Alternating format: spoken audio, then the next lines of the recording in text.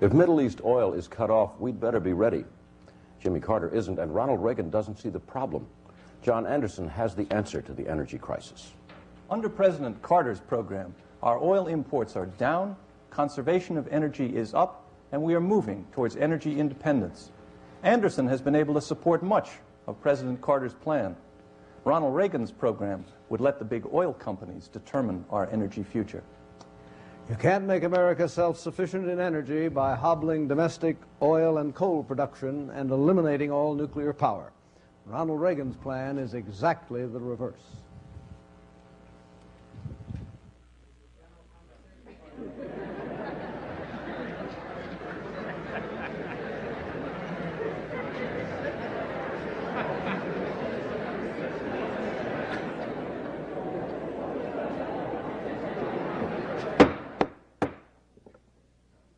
Good evening and welcome to The Advocates. I'm Michael Dukakis.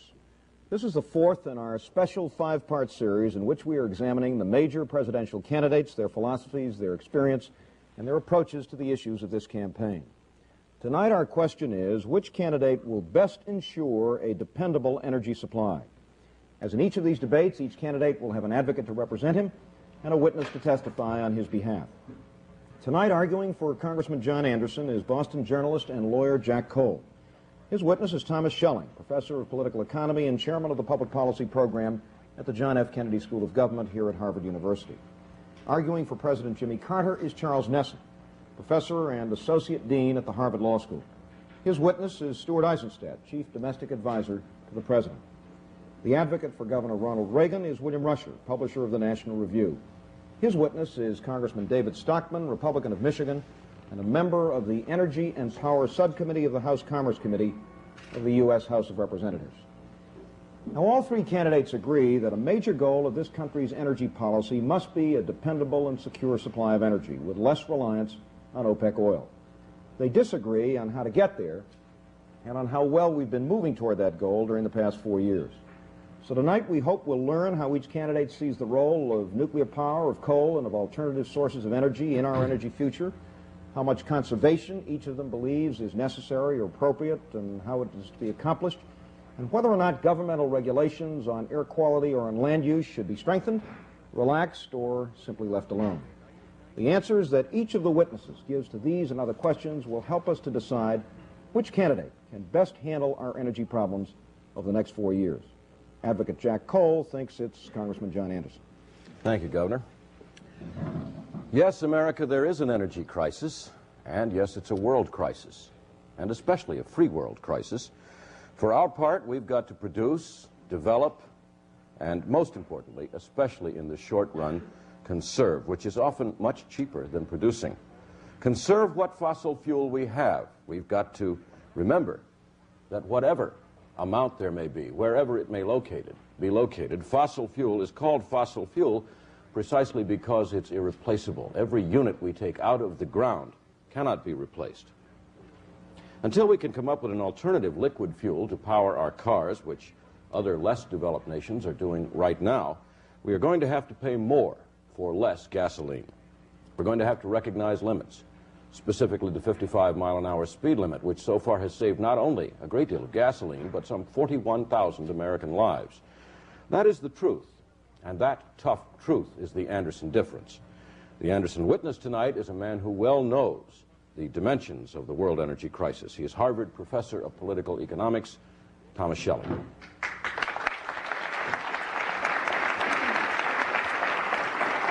Welcome to The Advocate, Professor Schelling.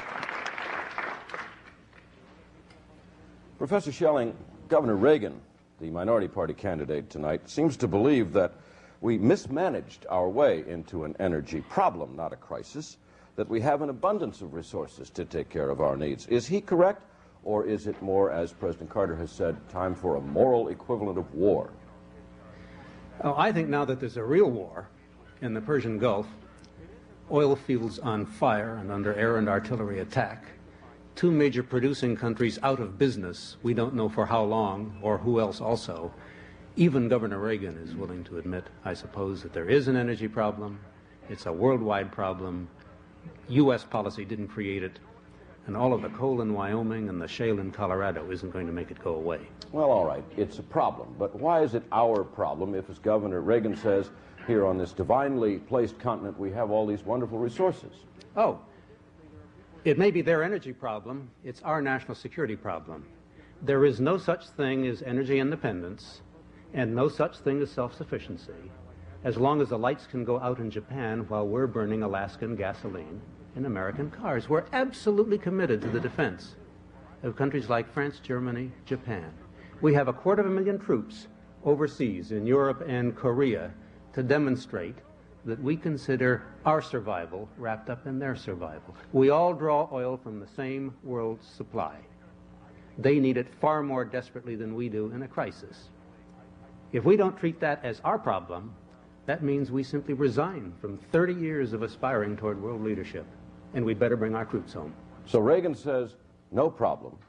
You say, Congressman Anderson says, there's a world problem, especially it's our problem. What would he do about it?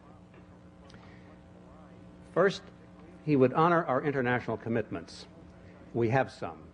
I don't know whether Governor Reagan is aware of them. I've never heard him mention them. Even President Carter, who must be aware of them, rarely reminds us that such things as when to invoke gasoline rationing is not a unilateral decision that we are to make by ourselves. Second, John Anderson emphasizes conservation. He emphasizes it more than the other two candidates. I don't believe it's because of a philosophical commitment or because conservation is beautiful. It's plain urgency. There is no other relief in sight for the next 5 or 10 years than saving oil by using it more effectively. Well, the Republican platform, too, talks about conservation. What are you talking about? What would John Anderson do to bring about conservation? Mainly, he would let prices rise so that people who save energy save money. I don't think he differs much from President Carter in that, except in the forthrightness with which he announces it. He differs from Governor Reagan primarily in wanting to use the tax system to make prices go up rather than wait for OPEC to make the prices go up so that the proceeds can be used to reduce other taxes and protect incomes. We've heard a good deal about nuclear power. I take it that Governor Reagan would double or perhaps treble our efforts in that direction. Is that a useful exercise? John Anderson says it's terribly important to restore the lost confidence in nuclear power. I agree with him. But nuclear power, at best, through additional plants, would produce electricity in the middle 1990s. It isn't going to produce anything to make the airplanes fly and the tractors go and the cars move during the 1980s. Cars move on liquid fuel for the most part. Is there something to the synthetic program for making liquid fuels out of something other than fossil-based sources? I think so, but under the most optimistic projections, there won't even be a trickle of synthetic fuel until the end of the second Anderson administration. In the final analysis, that, by the way, will bite the Lucy administration, I would guess, hope. In the final analysis, how does Congressman Anderson expect to insulate us from what may, even tonight, be developing as a conflagration in the Persian Gulf area? He doesn't. Nothing so differentiates him from the other two candidates. I recall to your attention energy independence, which Carter took over from Nixon, and energy self-sufficiency. John Anderson believes that any attempt to insulate ourselves is not insulation, it's isolation. We only declare independence from Persian oil Gulf by declaring independence from the countries with whom we pledged interdependence 30 years ago. He won't do that. Thank you, Professor. Let me interrupt at this point, Professor Schelling. We're going to go to Mr. Nesson, who has some questions for you. Mr. Nesson. Mr. Schelling, I've looked through the Anderson program to see if I could find the so-called Anderson difference between his programs and President Carter's, and to tell you the truth, I've had trouble coming up with real differences, and I'd like to use my few questions here to see if I could explore that subject. President Carter has put real money into solar, incidentally some expenditures which John Anderson opposed in the Congress. And Carter has set a goal of 20% reliance on solar sources by the time we hit the year 2000. Does Anderson differ from President Carter on the importance of solar development to an overall energy program? Not that I know of. He could support the president with respect to solar. He could support any program like his program that the president proposed. And his program is quite like the president's program. His solar program, so far as he has made it public, is. Whether it'll be the same after he's in office, I can't tell you. President Carter has made conservation a cornerstone of his program. 55-mile-an-hour speed limit, energy-efficient cars, insulation, heat conservation. Would you agree that John Anderson would support the president with respect to conservation measures? If the president were out front, he would. President Carter proposed a nickel tax on gasoline 3 years ago. A scream went up and he backed off, and we haven't heard from him since. John Anderson proposed a 50-cent tax. A scream went up, and he said, go ahead and scream, I'm still for it. That is a difference. That is a difference, I'll grant you.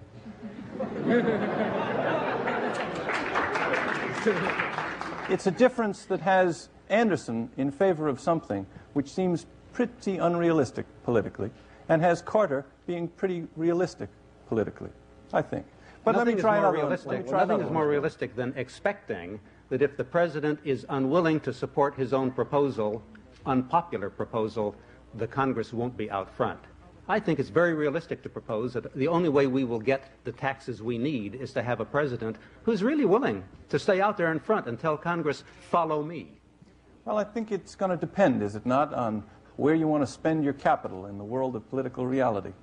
Yes, and I'm telling you where I think John Anderson is willing to spend some capital. And didn't the president fight for a 10-cent hike that, in fact, Anderson even missed the vote on? The president fought for a campaigning. 10-cent hike by a bit of subterfuge that the court and then the Congress found not to be the proper use of a very important emergency power to get a puny dime-a-gallon tax on gasoline. He And lost. even that, I think he deserved even to that lose. was unrealistic, wasn't it? I think it was unrealistic because of the lack of boldness with which he did it, the effort to do it through a kind of subterfuge. Even the court found it not consistent with the intent of the law. That's not the way to display leadership, to go after a dime under the table.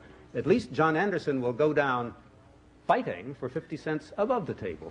Terrific, terrific. I'm aware that John Anderson may go down fighting, Mr. Schelling. I am aware of one big difference between Anderson and Carter, that is, besides the 50-cent tax. During all of Anderson's years in Congress, he was a leading advocate for the nuclear industry and for nuclear power. And in the last 2 years, he has radically changed.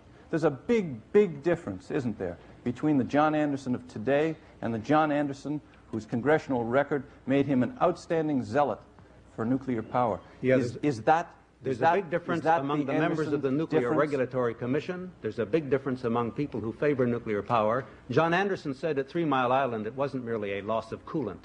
It was a loss of confidence. He believes confidence can be restored, but it ought to be genuine confidence, not misplaced confidence. I think he is no less concerned with building up our nuclear electric capability over the coming decades than anybody else. But he does recognize that nothing will kill the nuclear industry like keeping hidden under the rug the waste problem, the safety problems, and being continually found out that the problems that were said not to be there were there. He believes in restoring confidence and moving ahead with nuclear power. Gentlemen, let me interrupt at this point. We're going to go to Mr. Rusher for some additional questions. Mr. Rusher. I'm relieved that we finally managed to find some differences. I was afraid during Professor Schelling's direct examination that a love feast might break out this evening. Professor Schelling, let's look at this famous 50-cent a gallon tax that Mr. Anderson proposes on gasoline. Mr. Carter proposed such a tax back in about April 1977, did he not? And he has proposed 6 other taxes on gasoline as well, and they have all died in the Congress. What makes you think that Mr. Anderson is going to have better luck in the Congress? I think sooner or later the Congress is going to come to recognize that this is an unavoidable problem. It's not going to go away, that if other countries in the world can face $1, $1.50, and $2 a gallon taxes, maybe the Americans can if it's the alternative to an exceedingly awkward rationing system, or if it's the alternative to being caught with gasoline lines. Congress will sort of come to its senses, so to speak, you think. With presidential leadership, I actually think it might. Under Anderson. And what about production, which, forgive me, I take it has some relevance to this question of shortage. What does the 50-cent gasoline tax do for production? Not a blessed thing, isn't that true? It's not intended to do a blessed thing. It's meant Precisely. to make best utilization of what gets produced and to see that the proceeds recycle back to the common man. Let's see what it would do. Its revenues, as I understand it, from this 50-cent gasoline tax would be spread among the Social Security participants. Is that right? In other words, the Social Security tax would be reduced that much. Is that the proposal? Primarily reduction of Social Security taxes. Right. So that the unemployed wouldn't benefit at all since they don't pay any Social Security taxes. And also people already on Social Security wouldn't benefit at all because they don't have to pay Social Security taxes. Some of it would be used to enhance Social Security to the extent that the Consumer Price Index reflected And the then increased gasoline small price. farmers who need to drive farm wagons and trucks considerable distances, they would be particularly hard hit, would they not? Because they are simply going to have to buy gasoline. Not as hard hit as if we overconsume gasoline and are more vulnerable to cutoffs, which may lead to farmer gasoline lines. But as well as nonetheless, gasoline if the lines. 50-cent gasoline tax is imposed, it's going to hit the small farmers right where it hurts, pretty clearly. It'll hit small farmers, it'll hit big farmers, and small big farmers will get yes. some back. Farmers Big in farmers. general, people who have to travel in their work Yes. would be hit. Construction workers who have to travel to distant sites would be hit. People who can't afford a small new car but have to keep an old one that is not quite so provenant of gas would be hit by Mr. Anderson's little plan, wouldn't they? Just as they would be hit by an OPEC price increase. Right. As a matter of fact, Mr. Anderson's general series of proposals strike me as wildly overbalanced in favor of the cities. He has this proposal for an urban reinvestment trust fund. How much is that going to be, by the way, to benefit primarily cities? I don't know. You don't know. And how about the Community Transportation Trust Fund to support mass transit? How much is that going to cost us? I don't know. You don't know that either. Do you think that Wisconsin's farmers, let's say, are really going to follow Governor Lucey out into this pasture of delights for the inner cities? I think Wisconsin farmers, if the Persian Gulf problem gets much worse, are going to look at the likely effectiveness of an energy policy, and 50 cents a gallon on what they burn is going to look pretty small compared with what's in store if And things get lastly, worse. on nuclear policy, Congressman Anderson appeared on the Advocates, did he not, approximately 2 years ago, I don't know. strongly in favor of nuclear policy? Yes, he still is. Can we hope to have him again in favor of nuclear power someday? The white paper that he issued, his platform, says yes indeed. It says we must restore the lost confidence in nuclear power. So we I have believe found him. yet another difference from Mr. Carter and the Democratic Party. A brief response, please, Professor. I don't know what difference you have in mind there. Well, the Democratic platform calls for the phasing out of nuclear power. Gentlemen, I'm sorry I have to interrupt. We're going to go back to Mr. Cole for some additional questions. Thank you, Governor. Just three quick ones, if we may. First of all, Mr. Rusher seems very concerned about where the money from a price increase might go. If there were no tax and the price went up, where would the money go, Professor? We don't really know, because all we know is that Congressman Anderson, if president, will use gasoline taxes to cope with energy emergencies. The 50-cent tax is not much. I would expect in a real crisis, when the price of crude oil might be likely to go up by another 50 or 75%, the kind of tax we might need in order to have an orderly distribution of the gasoline around this country might be $1, $1.25, $1.50. But he that hasn't money said would- that. I anticipate it, and then we have to decide how much we want the proceeds to be used for the benefit of farmers, how much we want it for the benefit of the elderly, but it would be embodied in the same legislation so that when they voted on it, the Congress would know You think where the proceeds were going. that's better than giving it to the oil companies, do you? John Anderson does, yes. I think so, too.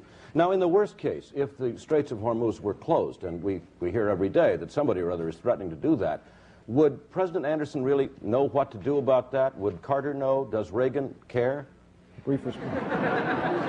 This will have to be a brief response, Professor. Reagan will rely on the Strategic Petroleum Reserve, which we don't have. Carter will rely on a rationing system, which can be ready in 15 months. I think Anderson's tax is the only thing that's ready to go promptly.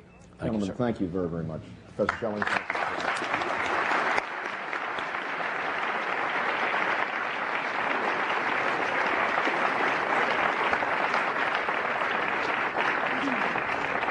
For those of you who may have joined us late, we're debating which of the major presidential candidates can best handle our energy problems. Advocate Jack Cole has presented the case for Congressman John Anderson with testimony from Thomas Schelling. professor of political economy here at Harvard University. Now we're going to turn to the case for President Jimmy Carter and his advocate, Charles Nesson. Mr. Nesson. Thank you, Governor. When Jimmy Carter came into office, we had no energy program. What we had was a mess. Maybe a lot of us hoped that that mess would go away, like a bad dream, that we'd wake up and once again find ourselves in a world of free and flowing energy. Ronald Reagan is still trying to peddle that dream. President Carter recognized that the energy crisis is real, that it presented a fundamental challenge to our national security, to our economy, to our way of life. And he moved to do something about it. President Carter has changed the way America thinks about energy. He's changed the way we feel about it. He's changed the way we use it. That's a tremendous accomplishment. And he's produced results. Our energy imports are down. Our use of energy is down. Our production is up. Alternatives are under development. And he has not compromised our environment. To help me present the President's energy program tonight, I call Mr. Stuart Eisenstadt.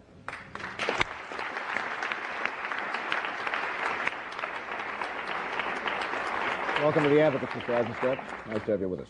Mr. Eisenstadt is the Chief Domestic Policy Advisor to the President. Mr. Eisenstadt, why does President Carter consider energy policy to be so important? We believe that energy is the fundamental domestic issue facing us. It is central to our ability to grow. It is central to our ability to reduce unemployment. It is central to our ability to have stable prices. It is central to our ability to maintain an independent foreign policy, not subject to foreign blackmail. It is central and crucial to our national security. Mr. Eisenstadt, what are the major components to the President's energy program?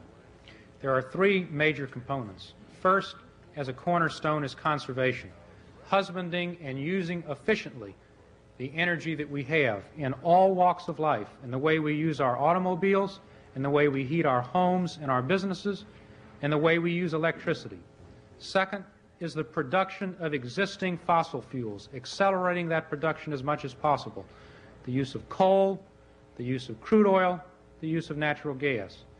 Third is accelerated development of alternative forms of energy, alternatives to those fossil fuels, such as solar energy, gasohol, wind energy, biomass, and synthetics. And all of this is being done in the context of an appropriate balance between the protection of our environment and the production of energy. What has the President accomplished by way of conservation, Mr. Eisenstadt? The accomplishments are really, I think, quite startling. We are importing today fully 2 million barrels less every day than we did when the President took office 3.5 years ago. We will average 6.8 million barrels of imported oil per day this year compared to 8.8 in 1977. Our gasoline usage this year will be down 11% from 1978. Our energy is 6% more efficient. We have had substantial conservation in every walk of life. And last year, for the first time in over 27 years, we had energy consumption going down at the same time as the gross national product and the economy were going up.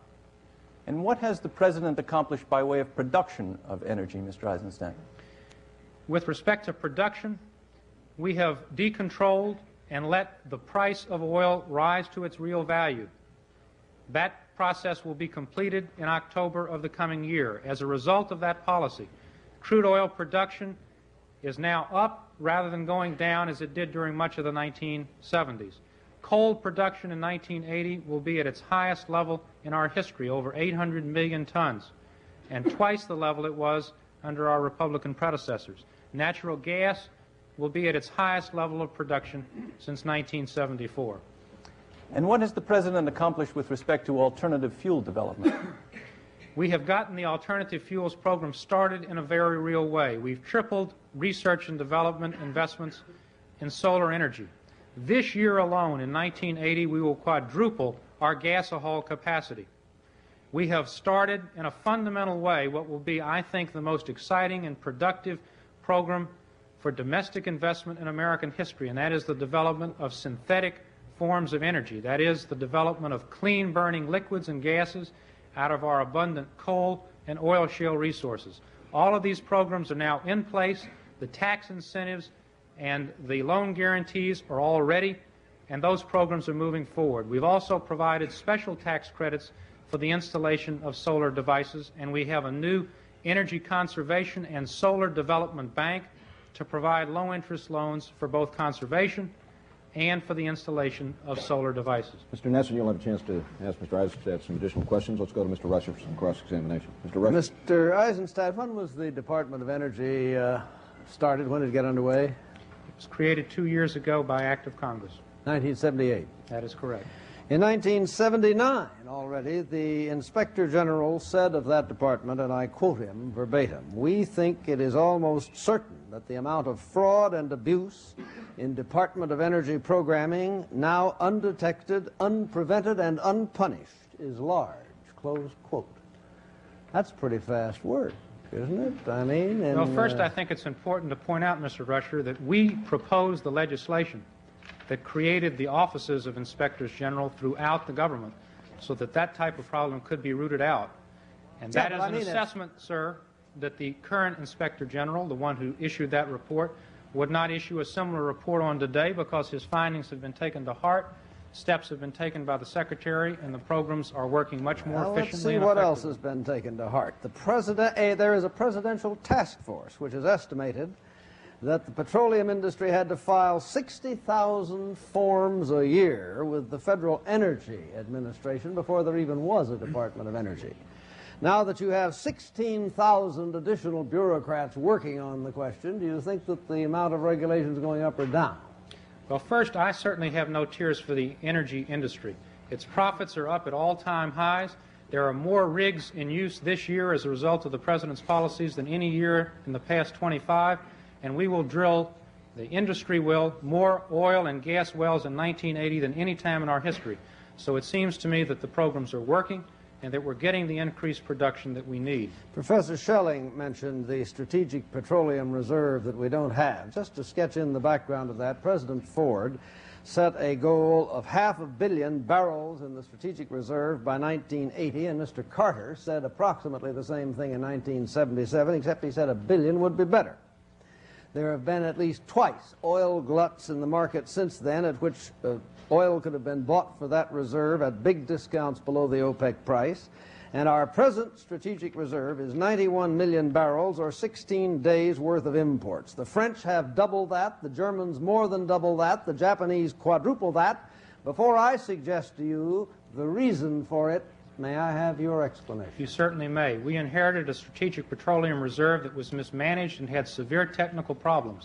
We have corrected those problems, and we have now 91 million barrels in capacity. We have just signed contracts today for 24 million additional barrels, and by the end of this month, we will have signed contracts for an additional 15 million barrels. Yeah. In addition, as a result of our demand policies, the private industry, which you hold so dearly, now has the highest level of stocks in history, so that we are not subject to the threat of cutoff from abroad as a result of the war in the Middle East in the same way we were 2 years ago. I agree that you have finally gotten cracking on the Strategic Oil Reserve because Congress forced you to by passing the Energy Security Act. We will double the amount of strategic reserve that the Congress required. They talked about 100,000 barrels.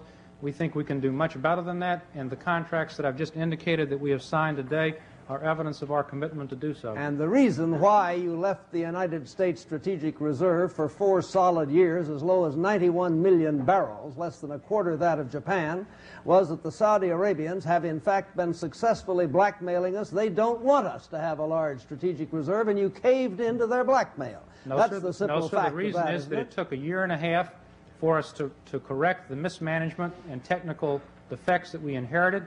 We began to put oil into the reserve. That stopped at the time of the Iranian cutoff, and it stopped because concerted Allied action was necessary to keep some reasonable cap on prices. Now that the oil market is looser, those purchases are beginning again. They're beginning in real terms. How can France... I'm sorry, Mr. Rusher, I can't allow any additional questions. We're going to go to Mr. Cole. Mr. Cole. Thank you, Governor.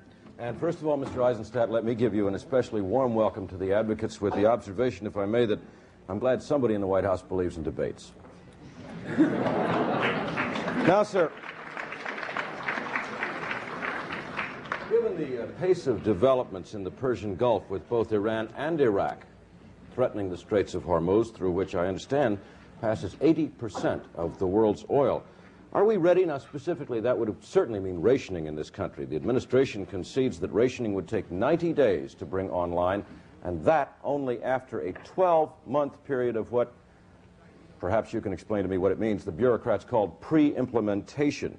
Has any of that pre-implementation begun? Are we in the pre-implementation period? Are we ready for a crisis in the Middle East? I believe we're as ready as we have ever been. And the reason is this. I'll concede that point, sir. But are we ready for the crisis that seems to be developing right under our noses? I'll be glad to answer the question if you're through. The reason that we're ready is because Americans have taken to heart the President's commitment to conservation, and they are conserving. We're ready because our strategic reserve is now being filled. We're ready because private stocks are at all-time highs. And we're ready because after 2.5 years of trying to get the Congress to give us the authority to have a standby rationing plan, we now have it. The pre-implementation is going forward on an expeditious basis. We hope it will not be necessary, but we'll be as prepared as this country has ever been if that crisis occurs. I certainly hope it does not occur, but we will be ready if it does. Aren't there some problems with even the pre-implementation phase of rationing? There is the inherent fairness or lack thereof. There are some questions about how do you find out where the owners and operators of cars live in, say, title states where banks really are the residents of the places of address of the people who drive the cars. I am told by an administration official, in fact, there's testimony in Congress to the effect that no state has a better than 80% record of being able to identify where you're going to send the coupons. Now, that being so, how do we make it work? How do we make it even fair? Well, one of the reasons that we oppose the immediate imposition of rationing, which other candidates for president had proposed, was because of the administrative problems attendant to it. We are using rationing only as a standby in an emergency. In an emergency, it could be helpful. There are administrative flaws to it, and that's why you do not want to use rationing on a long-term basis. That's why, for example, we have suggested tax credits for insulation. That's why we have suggested implementation of the 55-mile-an-hour limit and tight fuel efficiency standards. That's why we've taken a number of other steps, including the imposition of a 10-cent fee to require a more expeditious and efficient form of rationing than a rationing plan Mr. Eisenstadt, I recognize that you, sir, are the domestic policy advisor, and maybe I haven't made it seem to be urgent enough. But right now, there is a major war, a very potentially damaging war to us going on in the Middle East. And it threatens our oil supply in a very significant way. And I don't think that insulation of our homes is an immediate answer to the crisis. I think you've said that rationing isn't, and what I've asked is President Carter ready? What is he going to do if they do blockade the Straits of Hormuz? First of all, the President has made it clear that that would be a very dangerous act with respect to our military response. And what military action is taken is obviously something that the President and the Congress will have to consider, and it would be premature for me to mention. In terms of domestic response, we would have to be ready with emergency allocation procedures, which we have the authority to do and which we're prepared to do. The regulations are all issued for that. We would have to put in odd, even, and minimum purchase requirements. We would have to expedite the use of rationing, and we would have to probably go back to the Congress for additional authority if necessary. But we have much authority with respect to the allocation amongst refineries of existing resources. We're prepared to use that. I myself have put, sir, a considerable amount of time into that contingency planning. That contingency planning is going forward this very moment. Gentlemen, I hope so. Thank you, sir. I'm sorry, Mr. Cole. Back to Mr. Nesson. Mr. Eisenstadt, Mr. Reagan has proposed an immediate decontrol with respect to oil and seems to be, as far as I can tell, against the windfall profits tax. What would be the effect on this country if the Reagan proposal was followed? Would have, I think, a very debilitating impact. We believe that there does have to be decontrol, but that it ought to be phased in so that the economy can accommodate the inflationary impact of that. Immediate decontrol would have an immediate inflationary impact. The loss of the windfall tax would be an absolute disaster for this country. And the reason is that the revenues from that windfall tax go for three critical purposes. First, for the development of those alternative forms of energy, like synthetics and solar, that we'll desperately need during the 1980s. Secondly, it will go for $13 billion of additional mass transit aid. And thirdly, and in terms of equity, most important, it will go to low-income Americans who need to have protection against rising energy costs. Without the windfall tax, all three of those uses would fall by the wayside. And who gets the money under the Reagan proposal? Under the Reagan proposal, all of the money goes back to the major oil companies, and we think that they already have sufficient incentives through phase decontrol, and the proof is in the facts. The facts are that because of phase decontrol, even with the windfall tax, we have record amounts of drilling. We have record amounts of rigs now in use looking for oil and natural gas. The incentives are already considerable. To repeal the windfall tax would simply give them additional windfalls which they would not productively use. We need those resources for those three public purposes: alternative energy development, mass transit, low-income assistance. Thank you, gentlemen. I have to interrupt at this point. Mr. Eisenstadt, thank you very much for being here.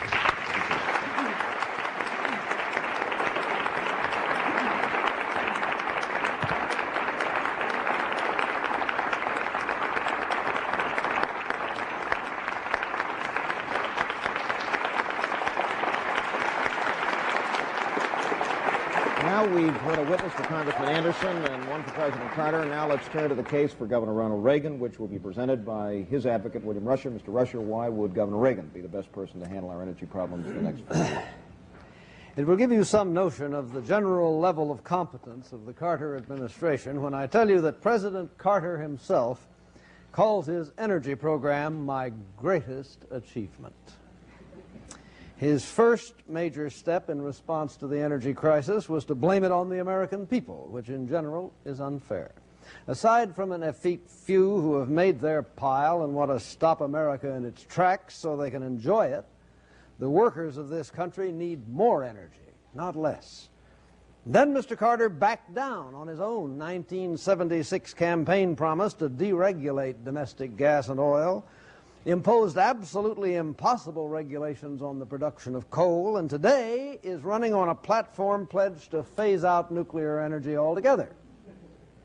Finally, as the capstone of this magnificent edifice, Mr. Carter created a huge new Department of Energy with 16,000 bureaucrats and an annual budget of $12 billion, which is more than the cost of all the oil we import from Saudi Arabia.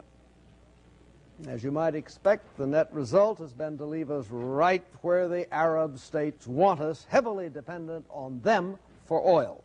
One of the very first priorities of a Reagan administration will be to bring this dangerous state of affairs to an end. And to tell us how he will do it, I call on Congressman David Stockman of Michigan.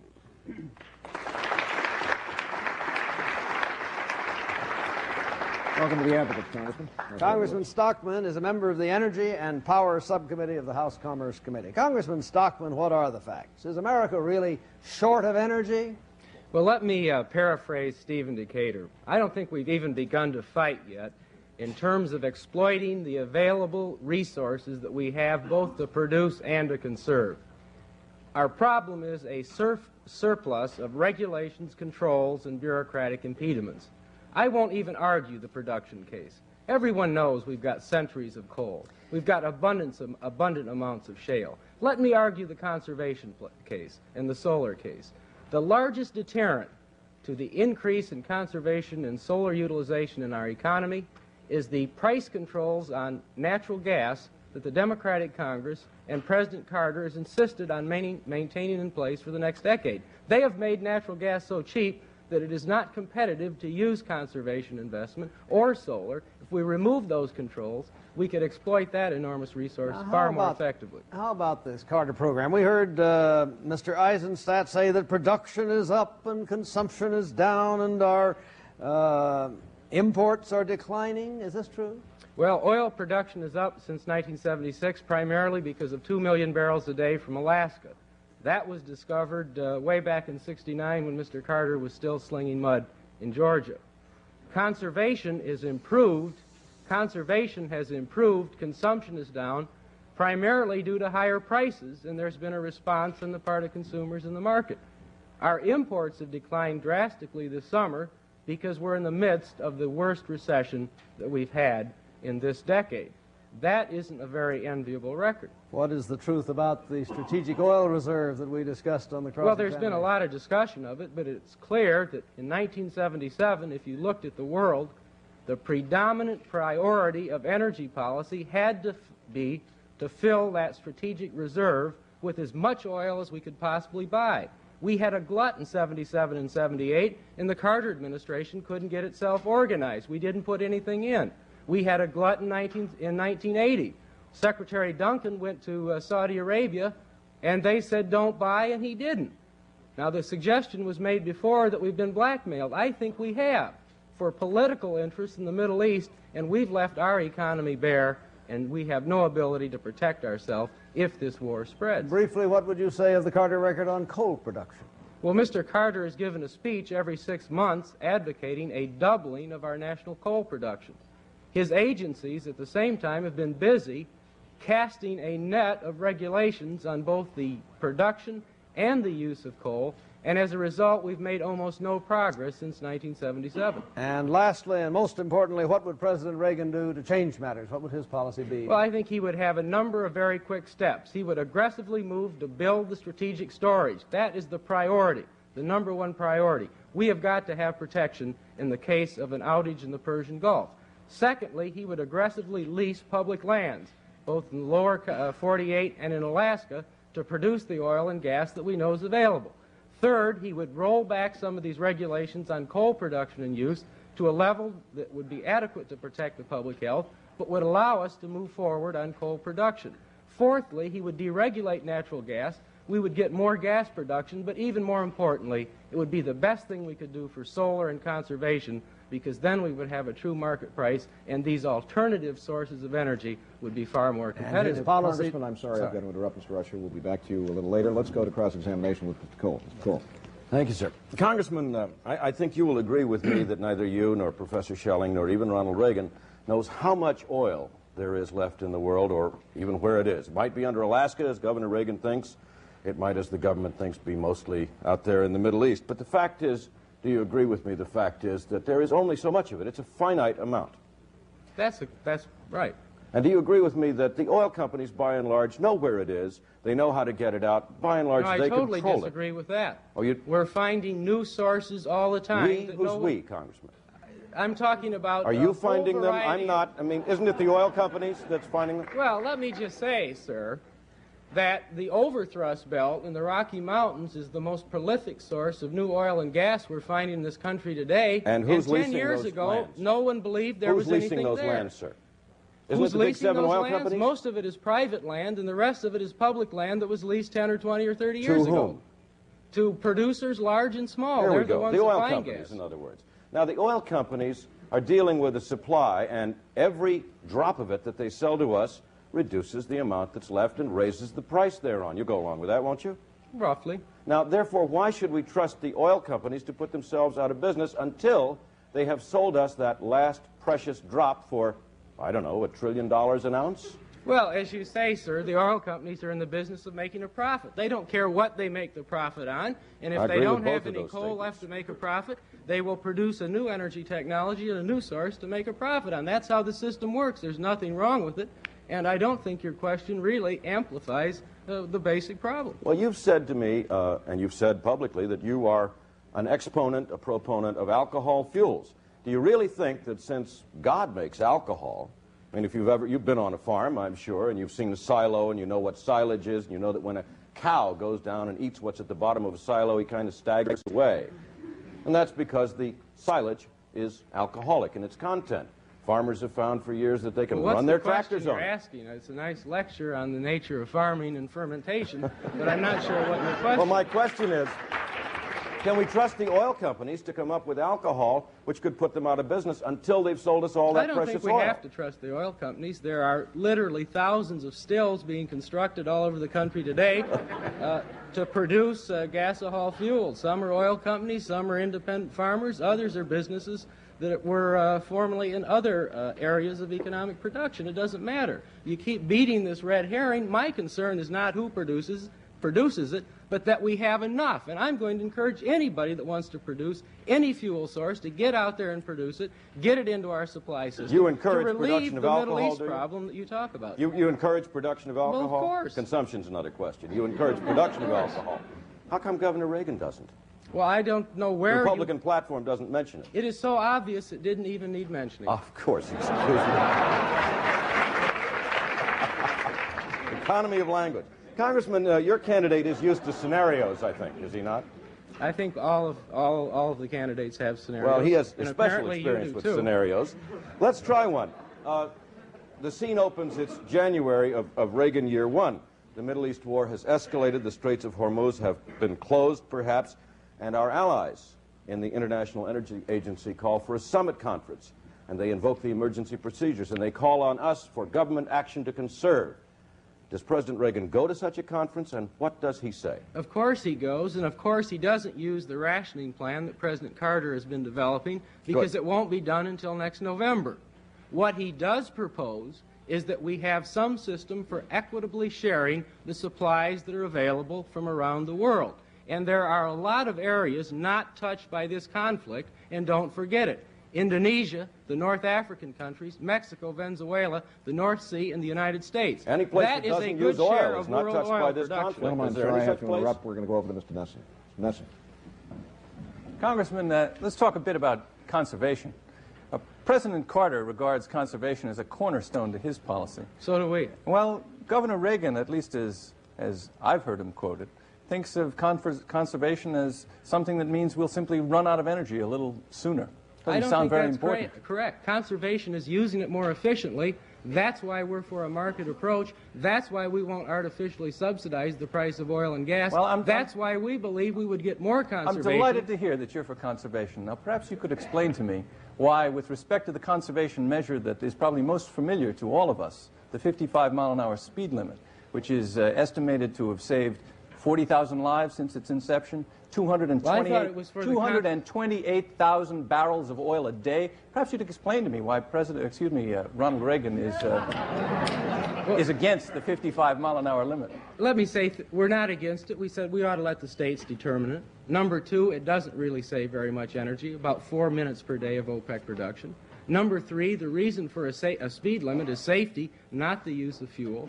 And number four, we ought to let the states decide. If we wanted to simply arbitrarily tell people not to use fuel, we could ask every American to keep their car in the garage 1 day a month and it would produce the same result. We don't think that's a fair way or an equitable way to do it, or an efficient conservation way. is not a federal problem for you. You just let the states do it. And the states that have got lots of oil, let them chew it up, I want driving to tell around. you something. We are wasting far more energy by continuing oil and gas price controls than could possibly ever be saved by a 55-mile-an-hour speed limit. Reagan's position on the 75 Energy Act, which was, he attacked the act for its imposition. Which one? There were three in 1975. The part of it that suggested that Detroit should produce energy-efficient cars. Reagan was against that. And Detroit is producing energy-efficient cars, but it took a while for the American people to start Thank you very much, demanding them. Congressman. Thank you very much. Here's what the problem is as I see it. I hear Reagan say he's for conservation, in the way he says it, indeed in the way you say it. But the fact is there's a tension between conservation and production, between environment and production. And what I see every time it comes to a choice, whatever the interest happens to be that's on the other side, Reagan comes up with some argument that goes in that direction. Now that's a problem, isn't it? Well, look, I would just observe that the Department of Energy that we've discussed tonight is spending $1 billion a year on conservation programs. They're hiring consultants. They're sending people running around the country. But I have yet to see one documented study indicating that it saved 1 BTU of energy. We are conserving energy in this country because the American people are doing it, not because the government is doing it. Let me ask you about nuclear policy, Congressman. President Carter is for taking a cautious approach on nuclear. He wants to go slowly until he has some assurance with respect to waste and safety. Reagan seems to be, let's go full speed ahead. How does he deal with the problems of safety and waste in nuclear? Mr. Reagan has said we need a policy on it, and we don't have one for the disposal of waste right now. He says we could fit it all under a desk. He didn't say that, and I would say further that for 4 years, We have had no decisions out of this administration about whether we're going to reprocess and reuse that waste or whether we're going to store it permanently. All Mr. the waste Reagan in would a make year that from a decision and nuclear move plant forward. could be stored under a desk. February 15, 1980. Would you like it under your desk, Congressman? I bet you would.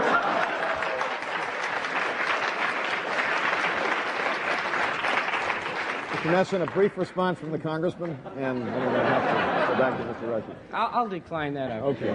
Back to Mr. Rusher, I'm sorry. Mr. Rusher, a few additional questions. I'm worried by Mr. Cole's concern that Governor Reagan and the Republican Party are secretly against the production of alcohol. Could you reassure him on that matter? Well, I think we've reassured him We think adequately. that we've reassured him on that. What is Governor Reagan's policy with regard to the Department of Energy? Well, we would dismantle it.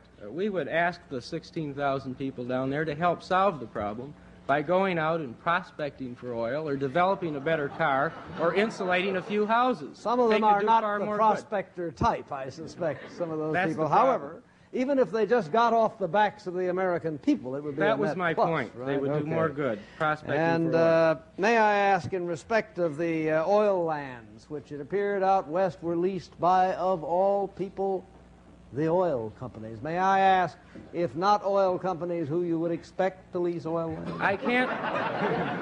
I think there is a bit of a tautology in making a strenuous argument about oil companies looking for oil or leasing lands for oil or producing it, selling it. After all, who else will? Right. I have no further questions. Congressman, it's nice to know that alcohol is a bipartisan issue. Thank you very much for your advocacy.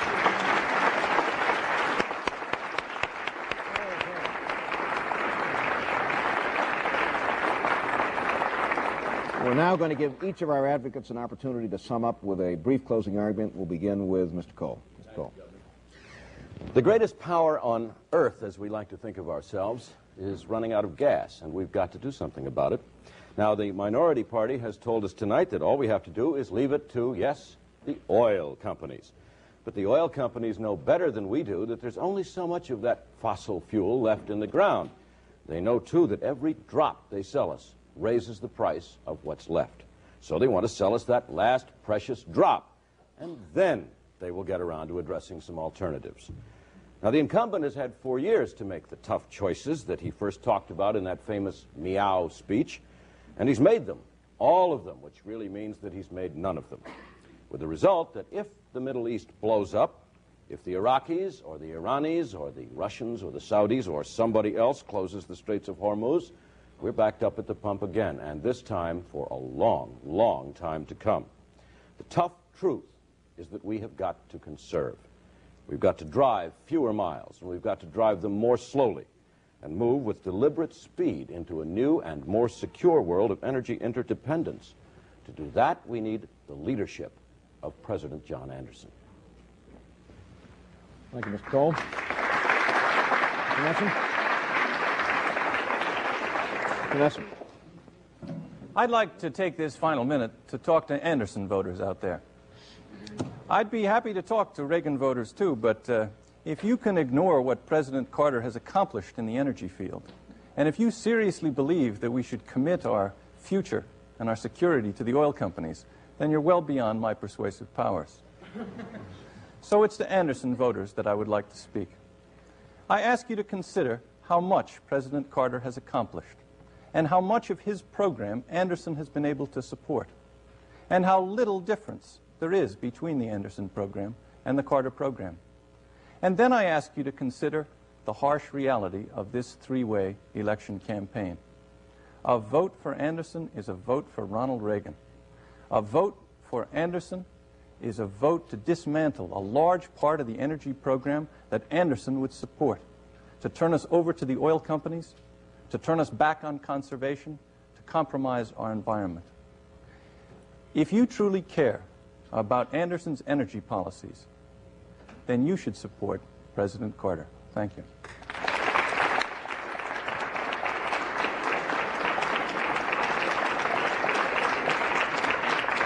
Mr. Rusher. I would like to speak to all of you. There are And let's not forget it, people who really don't want America to have more energy, who long for a smaller, slower nation than this one has become.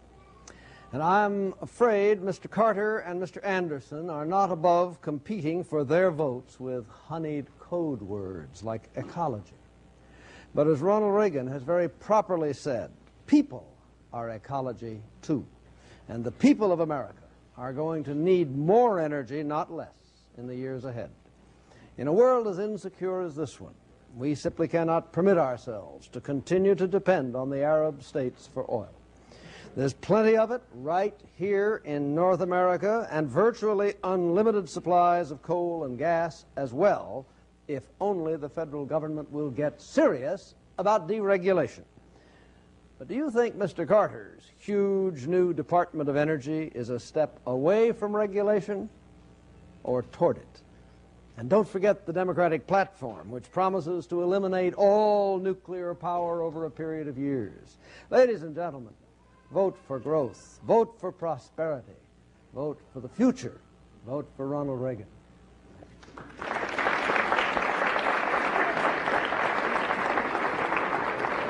Thank you, Mr. Rusher.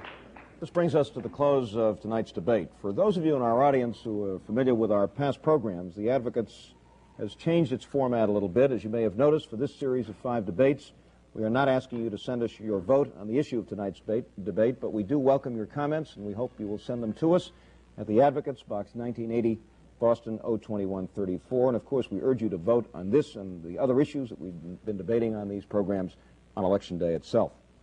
Next week, for our final debate in this series, the question will be which candidate will best lead the country for the next 4 years. And we'll be exploring the candidates' qualities of leadership, their personal styles, and their experience and their ability to govern. We hope you will join us. And now, with special thanks to our advocates and to their very distinguished and able witnesses and to our hosts, the Kennedy School of Government here at Harvard University, thank you and good night.